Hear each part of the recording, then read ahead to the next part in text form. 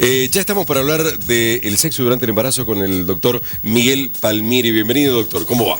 Hola, buen día. Gracias por estar con nosotros. Gracias. En verdad hubiéramos querido sumar a esta charla, a este living, a Emilio Gacibe, ¿sí? Pero algunos compromisos que ya tenía tomado con anterioridad le han hecho que no pudiera estar con nosotros. Igualmente vamos a abordar el tema desde la sapiencia que tiene el doctor Miguel Palmieri. Y para arrancar desde el punto cero, desde el ABC, la pregunta sería, ¿se puede tener sexo durante el embarazo? Porque si no, la cuarentena se hace larga, ¿no? No. Bueno, el tema, desde la misma pregunta, ¿no? Porque el embarazo es una condición fisiológica. Ajá. Es decir, no es una patología, no es una enfermedad. Por lo tanto, la respuesta es sí. El tema es cómo. Y ahí cada pareja va a ir decidiendo. Más que sexo, me gusta hablar de sexualidad en el embarazo. El sexo es la estructura, es decir, sí, cada pareja va a determinar qué sexualidad tiene en el embarazo de acuerdo a las condiciones de los dos. Porque siempre se pone el énfasis en la mujer, sí, y en esa supuesta fragilidad que tiene. O incomodidad. Sí, pero quiero decir que hay mucho mito de esto. Fíjate, en el último congreso de Medellín hubieron 2 trabajos latinoamericanos que trabajaron sobre embarazo. Es decir, este tema es un tema que se conversa, que se trabaja a nivel internacional, porque todavía existen muchos mitos. Entonces, una de las cuestiones de poder tener este tipo de programas es poder afrontar las preguntas y no patologizar, es decir, no hacer enfermedad algo que no lo es. A ver, esto es una condición fisiológica. Vamos a hablar del tema físico. Hay modificaciones del tema físico, hay modificaciones en la mujer desde el tema hormonal, hay modificaciones desde el tema psicológico, hay modificaciones en nosotros, en la relación de pareja, hay modificaciones que a veces afectan al hombre. Entonces, esas modificaciones no siempre son modificaciones complicadas y patológicas. Ahora, si estuviera acá a lo mejor el doctor Gacibe o alguna otra persona que trabajara el tema de patologías del embarazo, estaríamos viendo ese tema, digamos. Hay determinadas condiciones que las vamos desde el principio a excluir. Cuando hay una patología en el embarazo, te dicen, bueno, mirá, tenés una amenaza de parto prematuro, o tenés una amenaza de aborto, o tenés una placenta previa, todo este tipo de términos técnicos, sí, lo van a conversar la mujer y la pareja con el obstetra. Pero fuera de eso, yo eso diría, ahí sí hay que conversarlo muy bien.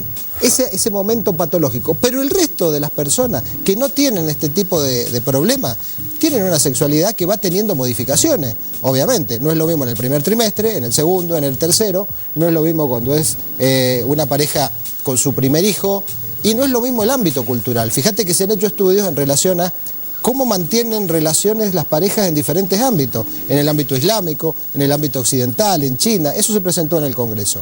Fíjate qué interesante cómo van modificándose. No es un patrón único. Ahora, hay que desmitificarlo. Las personas pueden tener su sexualidad y si querés hablamos un poco de qué va pasando en cada uno de los trimestres.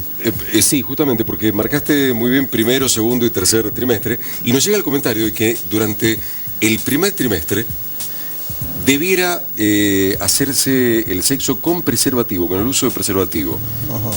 Porque puede ser que le llegue a ese feto que está en formación algún tipo de virus o bacteria. ¿Es cierto esto o es un mito también? A ver, en todo caso, digamos, utilizar el preservativo, te imaginarás que si eso hubiese sido así, si hubiese generado virus, hoy día muchos de nosotros estaríamos con ese virus o con esa bacteria. Sí. Digo, porque la verdad es que esto del uso del preservativo parte como prevención de las enfermedades de transmisión sexual allá muy lejano, pero sí, la verdad que el uso masivo se hizo hace muy poco tiempo. ¿Qué cambió? Ahora resulta que hay muchísimo más gérmenes. Yo diría que hay que tener, en esto lo que hay que tener como presente es esta cuestión. Sí, yo tengo que usar preventivamente, eso va a salir en alguna recomendación científica. Es decir, yo diría que no hay que tomar, hasta que no salga una recomendación científica, es decir, certera, de UCC, ¿no? Sí. Todo este tipo de cuestiones terminan confundiendo, porque hay estudios que dicen que sí, otros que dicen que no, hay ciertas recomendaciones, y en muchos casos hay como algunos intereses encubiertos. No hay que meterle miedo a las personas, en este sentido. Sí, obviamente, estamos hablando de una pareja estable. Estable, claro. Es decir, aquí el tema, básicamente, estamos refiriéndonos a eso. Evidentemente, si hay una conducta de riesgo y vos estás manteniendo relaciones con otras parejas, uno u otro, ahí ya estamos hablando de otra cuestión. Pero ahí ya nos estamos metiendo en lo que estamos mencionando nosotros. Bueno, proponías la posibilidad de ver qué pasa en cada trimestre. Claro, ¿por qué? Porque fisiológicamente la mujer en el primer trimestre tiene lo que se llama una modificación neurovegetativa. Yo trato de no usar muchos términos técnicos, pero para que se entienda. Mejor. Que es la mujer que sabe de qué se trata. Se siente media descompuesta, con mareo, que tiene náuseas, que tiene vómitos, que, bueno, eso... no en todas, pero en muchas sí avanzan con ese síntoma. Entonces, la verdad es que lejos de estar pensando en hacer el amor, lo que quieren, o mantener relaciones, lo que quieren es básicamente, digamos, pasar como ese periodo. Entonces, ¿qué es lo que ve uno a veces? Que en ese periodo hay una disminución transitoria, leve, del deseo, pero que más que una disminución del deseo, es una adecuación del deseo sexual en la etapa que está viviendo la mujer. Como decimos, deseo es las ganas, claro, las ganas. El hecho de tener ganas.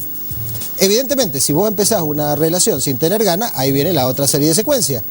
Empezás en la mujer con lo que se llama dispareunia, dolor a la penetración, porque no se lubrica bien. Si lo hace sin tener ganas, porque accede, porque él se lo está pidiendo, ella no está totalmente lubricada, le empieza a doler, no dice nada, pasa y quiere tener un orgasmo y no lo tiene. Entonces, fíjate, pero no es porque tenga una patología ahí en la parte de la excitación o del orgasmo. No, es porque empezó a hacer el amor sin deseo. Entonces, ¿qué es lo que hay que ver en ese primer trimestre? Hay que conversarlo, hay que verlo en la pareja. Esto no implica que no haya actividad erótica.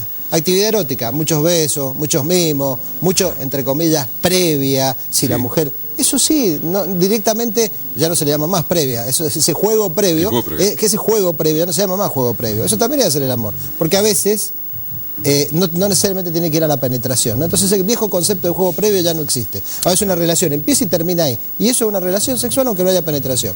Eso puede hacerlo tranquilamente en el primer trimestre. ¿Y qué sucede? Cuando van pasando estos síntomas, la mujer pasa ese segundo trimestre, donde en general el deseo varía, pero sabes que en muchos casos, se llama congestión, es decir, por la afluencia de sangre a sus genitales, hay un aumento del deseo. Hay mujeres que relatan que en ese segundo trimestre notan como que hay un aumento del deseo. ¿Y qué dicen a veces? Pero será normal. ¿Cómo es esto de que si estoy embarazada estoy teniendo más deseo? No tiene nada que ver. Una cosa es la cuestión reproductiva y otra es la cuestión del placer. Y es muy bueno que esa mujer tenga ese momento y ese recuerdo que el embarazo no la dejó de ser mujer. Porque una de las cuestiones que uno mira en consultorio, después de muchos años, cuando uno recibe la historia sexual de las parejas, te dice, ¿y cuándo empezó este problema de falta de esa frecuencia que tenían, de esa diversión que tenían? Y cuando empezamos a tener los chicos, porque hay una asociación de que esto se debe fraccionarse. La mujer sigue siendo mujer estando embarazada. Y si en ese segundo trimestre ella tiene mayor deseo, debe disfrutarlo claramente, sin ningún tipo de inconveniente. Bien. En el tercer trimestre... que ya es como una etapa de más... Claro, el tercer trimestre empieza a abultar más el abdomen, empieza a faltar un poco el aire en determinados momentos. Entonces ahí sí puede haber una leve disminución del deseo para la penetración. Pero vuelve a insistir que todo el aspecto erótico de la pareja es sano. A ver, ahí empiezan unas fantasías de daño. Hay unas fantasías de que se va a adelantar el parto. Lo que hay que adecuar son las posiciones. En general, en ese trabajo que te menciono, la estadística decía que en el primer trimestre básicamente la posición del misionero, hombre arriba, era la que más se usaba. En la segunda se usaba mucho más, en esta estadística, mujer arriba del hombre. Y en la tercera posición lateral o posición posterior, digamos, ¿no? Perfecto. ¿Qué hay que ir haciendo? Ir adecuando esto a el cómo estamos, cómo está ella y cómo estoy yo también. Es decir, esto también incluye al hombre. Ahora, si yo veo a mi mujer asexuada, si mi mujer, por las características psicológicas, empieza a ver que no es deseable, que él no la busca, empieza a tener también como una cuestión de que su cuerpo no es todo lo adecuado que debiera ser. Y su cuerpo es adecuado. Su cuerpo se ha ido modificando para una condición fisiológica. Y eso es muy importante. ¿Por qué? Porque la demostración de amor, después cuando vayan pasando los años, él también va a ir teniendo dificultades en su cuerpo. Y entonces, ¿qué va a decir ella? No, mirá, se modificó tu cuerpo, entonces no hago más el amor con vos, ¿viste? Que tenés más pancita, porque tenés, ya no tenés más arrugas. No, Es decir, esta es una condición fisiológica y muchas de las cuestiones que uno ve después tienen que ver con esto de no haberlo podido conversar. Bien. Convérsenlo con el obstetra, convérsenlo. Sabemos que por ahí a nivel médico uno se dedica más a otras cuestiones, pero esto es muy importante en el futuro sexual de la pareja. Miguel, vamos a la cocina y de esto seguiremos hablando en otro momento, ¿por qué no?